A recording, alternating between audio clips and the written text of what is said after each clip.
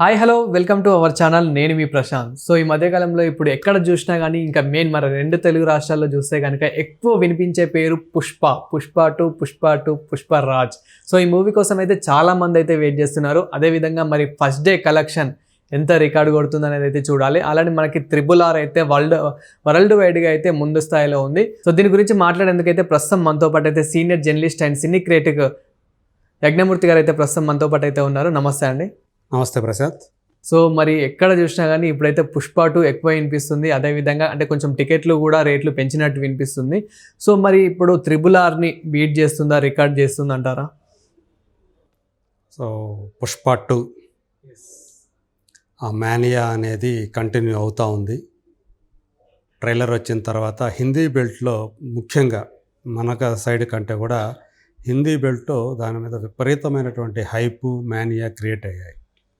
So ఎప్పుడు వస్తుందా అని చెప్పేసి ప్రధానంగా హిందీ ప్రేక్షకులు అత్యంత కుతూహలంగా సినిమా కోసం వెయిట్ చేస్తున్నారు. పుష్పరాజ్ ఆ క్యారెక్టర్, దానికి వచ్చినటువంటి ఆ రిసెప్షన్ ఏదైతే ఉందో ఫస్ట్ పార్ట్కి వచ్చింది, చాలా సింపుల్గా రిలీజ్ చేస్తే హిందీలో తెలుగు వర్షన్కి తగ్గట్టుగా దానికి ధీటుగా అక్కడ కలెక్షన్స్ రాబట్టింది. 100 కోట్ల పైనే నెట్ కలెక్ట్ చేసింది హిందీ వర్షన్ ఓన్లీ. అవును.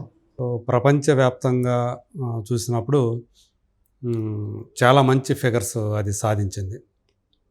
ఆల్మోస్ట్ 360 కోట్ల రూపాయల గ్రాస్ని ఫస్ట్ పార్ట్ మొత్తం టోటల్గా దాని లైఫ్ టైము సాధించింది. అంటే 146 కోట్లు ఎంతో ప్లస్ అనుకుంటాను అది, అంటే షేర్ వాల్యూ వచ్చి. సో అంత సాధించింది అది.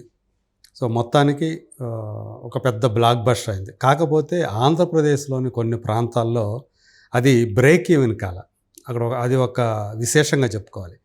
హిందీలో ఓవర్సీస్లో చాలా పెద్ద హిట్, నైజాంలో పెద్ద హిట్, అంటే తెలంగాణలో. కానీ ఆంధ్రప్రదేశ్లో మాత్రం చెప్పుకోదగ్గ ఫిగర్స్ రాల. అది ఏ స్థాయికి కొన్నారో డిస్ట్రిబ్యూటర్స్, ఆ స్థాయిలో కలెక్షన్స్ రాల.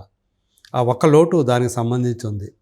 అయినప్పటికీ కూడా ఈరోజు పుష్ప 2 మీద చాలా ఎక్కువ డిస్ట్రిబ్యూటర్లు ఎక్కువ అమౌంట్లు పెట్టారు ఆంధ్రప్రదేశ్లో కూడా.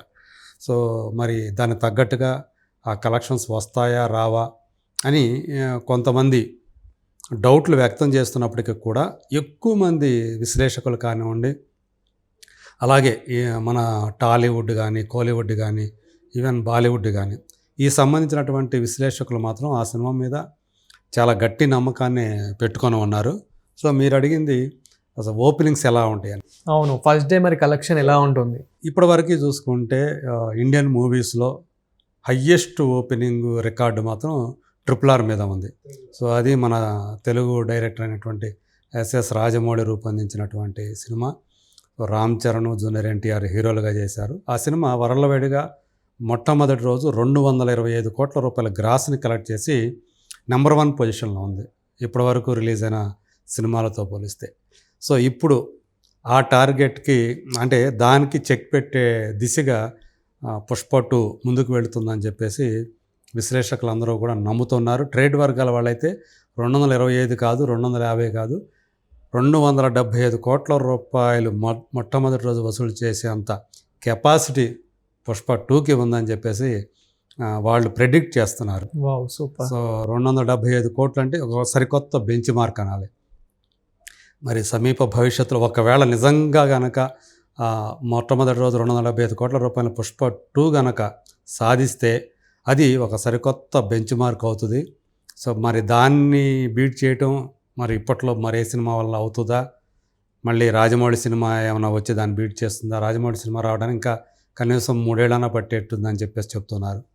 2026 చివరిలో కానీ లేదా 2027 వేసవిలో కానీ, ఏదైతే మనం చెప్పుకుంటూ ఉన్నామో SSMB 29 అని మహేష్ బాబుతో ఆయన చేస్తున్నటువంటి సినిమా. సో ఆ సినిమా ఏమైనా ఆ టార్గెట్ రీచ్ అవుతుందేమో తెలియదు కానీ, బట్ నిజానికి 275 కోట్ల రూపాయలు అనేది మాత్రం ఫ్యాన్స్ని మాత్రం చాలా దానివైపు ఆశగా చూస్తూ అయితే ఉన్నారు.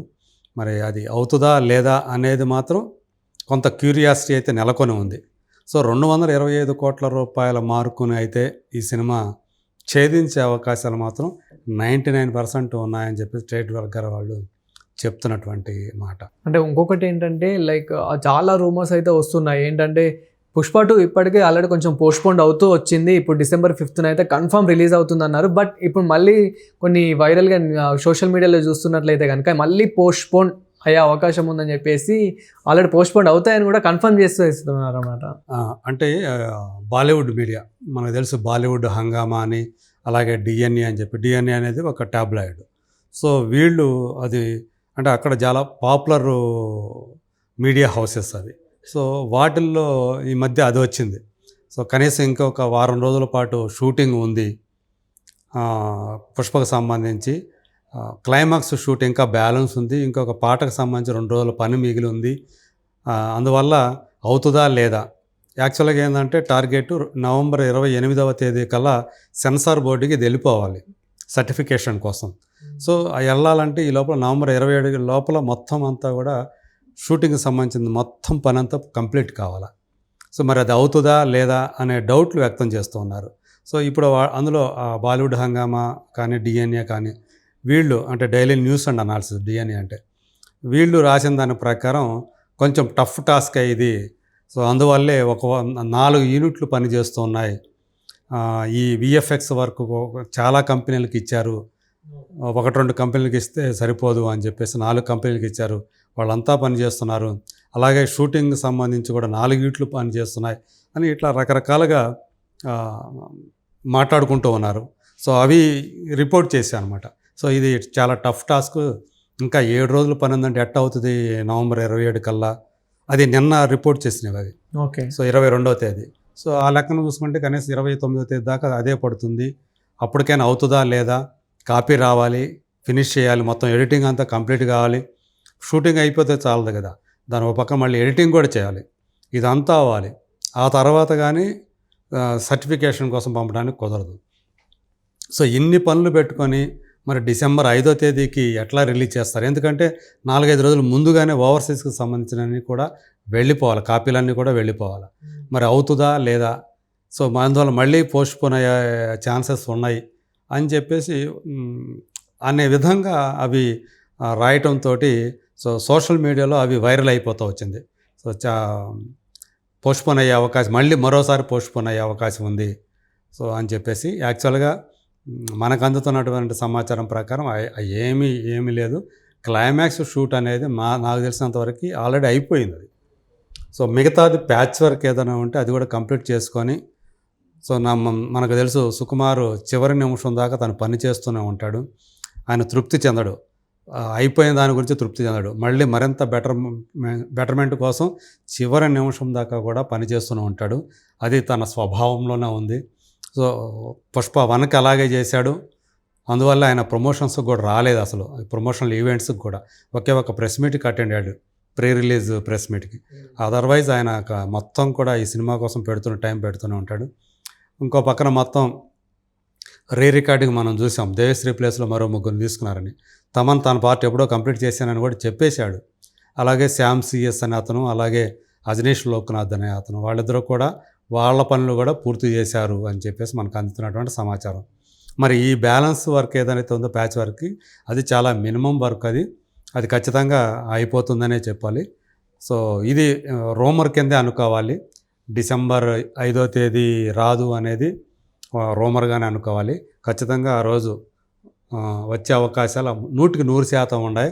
అలాగే ఏదైతే RRR రికార్డు ఉందో దాన్ని ఛేదించే ఓపెనింగ్ రికార్డు, దాన్ని ఛేదించే అవకాశాలు కూడా పుష్ప 2కి పుష్కలంగా ఉన్నాయని మనం నమ్మవచ్చు.